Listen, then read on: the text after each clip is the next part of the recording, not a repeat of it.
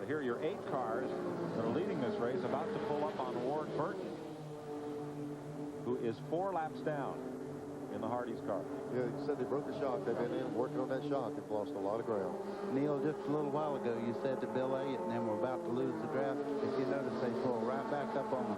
Yeah, they're right back in the deal again. Well, the defending Busch Series champions had a tough day, as has the point leader. Let's go down to Glenn with Joe Nemechek. All right, we'll get there in a second.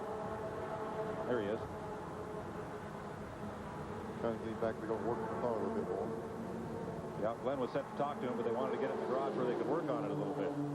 They put Steve Grissom back out on the racetrack for points.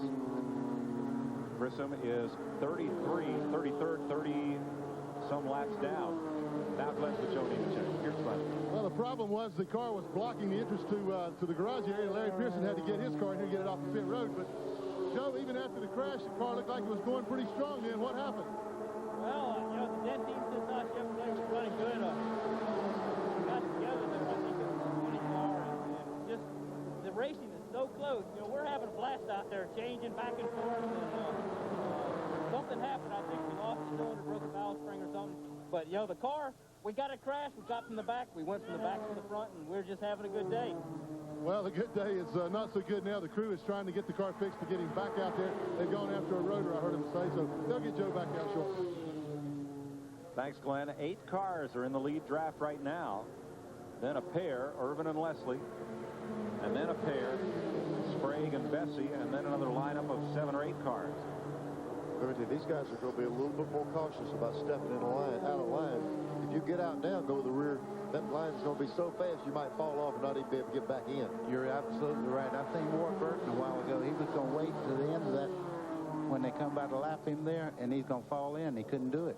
Look at Michael Waltrip just watching there in the driver's side window of his number 30 car. Waltrip reaching out for fresh air. Trying to direct a little bit of airflow as he went down the back straightaway and cool it off inside that cockpit. The only problem is sticking your hand out there in 110-degree air.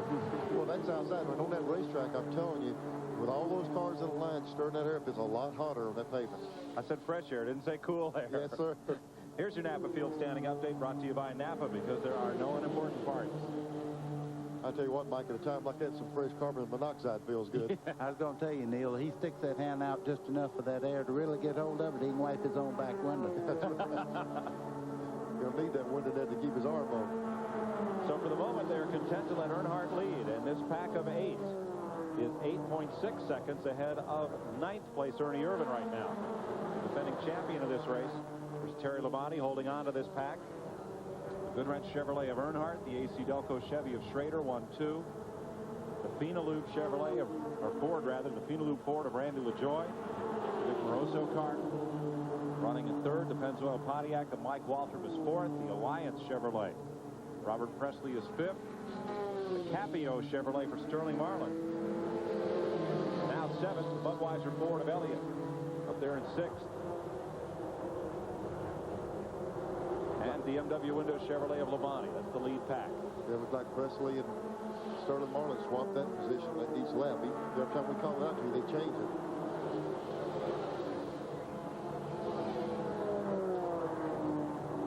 It's amazing you come down to a track this size with a 6-cylinder engine and get this kind of performance out of it. They really got this. Plus, they got that little bitty plate on them. It's just hard to believe that they can run these kind of speeds with that small of an engine. If you're tuned in earlier and saw this 3- and 4-wide racing and now are wondering what happened, they've all made what they hope will be their last fuel stop as Chuck Bound comes slowly down the back straightaway. So trying to conserve fuel and also trying to break far enough away from that last pack so that you can settle among 8 or less drivers. That's why they're all single file right now. And afraid to move. They don't want to get in a shuffle right now and get dropped off of this lead group.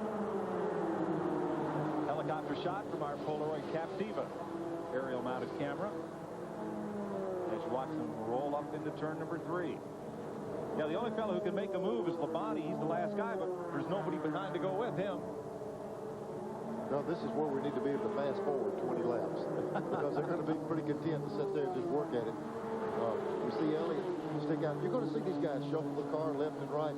but they're just trying to get those radiators cooled back up. Put a little fresh air in them.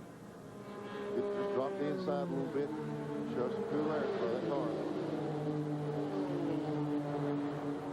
So right now, 92 laps complete, 25 to go here at Talladega.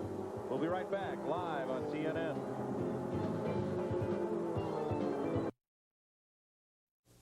Today's exclusive TNN coverage of the Fram Filters 500K is brought to you by Allied Signals Fram Filters. You can pay a little now or a lot later. Nothing much has changed. 8 cars still well out in front of the field. Front 3 getting a little distance on Michael Waltrip, and it looked a lap ago like Terry Labonte might lose the lead draft, but he's right back with them. He dropped back 3 or 4 car lengths. Hangs right with him. 8 cars strong. They're trying everything they can to just drop the last guy off, eliminate somebody they got to deal with. These leaders are, but everybody seems to have sorted out. 7 seasoned Superspeedway veterans and the 20 car, Randy LaJoie. Man. Former champion up in New England of the late model stock cars. His dad, Don LaJoie, won everything there was to win at Danbury, Connecticut Race Arena, now shopping mall. David Green's car is low on the apron in turn number 2. The number 2-point man's headed for the garage. That'll put all the top 3 in the points way back: Grissom, Green, and Bound. David Green, the Slim Jim Chevrolet, coasting along. And things had it. He's going to be lucky if he can make it back to the pits. But I believe he's got enough speed he can. Here comes the leaders up on him. Randy LaJoie is perhaps best remembered for a Daytona 500 qualifying race flip coming out of turn number 4 in a car wrenched by Bob Johnson. It was in, I believe it was 1984. He flipped that car about as high as Ricky Rudd did in the Busch Clash. And the car hit that inside wall in the air. Boy, what a lick. Well, he certainly got something to take over that today. I'm going to tell you what. I don't know how you drive a better race than he's run so far. He's in 3rd place. Driving for Nick Moroso. There's the lead pack. They're content to let Earnhardt lead. Now, Earnhardt, he's full throttle at the front of the pack as he's pushing the win for everybody there. How about Schrader, LaJoie, Mike Waltrip? Buddy, are they all the way on the floor, or you get a little break there running in the drag? I'm going to tell you the honest truth. You wouldn't believe this, but the lead car gets the benefit from the car behind it because there's a wall of air behind that car that pushes forward and moves the front car along, too. So he's actually helping Earnhardt, but he's helping himself a little bit more. Okay, but as Schrader got the throttle plate wide open. I imagine they're running pretty hard right now. I'd say maybe they breathe them just a little bit getting into the corner, but other than that, not much. Well, guys, what's even more impressive about Randy LaJoie's performance is that he and one other guy solely got that car ready to come to this racetrack. Moroso's crew is not as full as it once was, but they have an all-volunteer pit crew. There are only 2 full-time employees on that car. Randy LaJoie is one of them. I talked to him before the race. He was really excited, really convinced that he had a chance to win this race. And I'll tell you, if he should pull it off, that'll be one of the major upsets that we've seen in a long, long time. Thanks, Glenn. It's an impressive run thus far for LaJoie. An update on the crash at lap number 70. Richard Lassiter is being taken to the regional hospital in Anniston for a look at a sore shoulder after he slid on his roof a great distance and then flipped down on the track apron and into the infield area, rather the grassy apron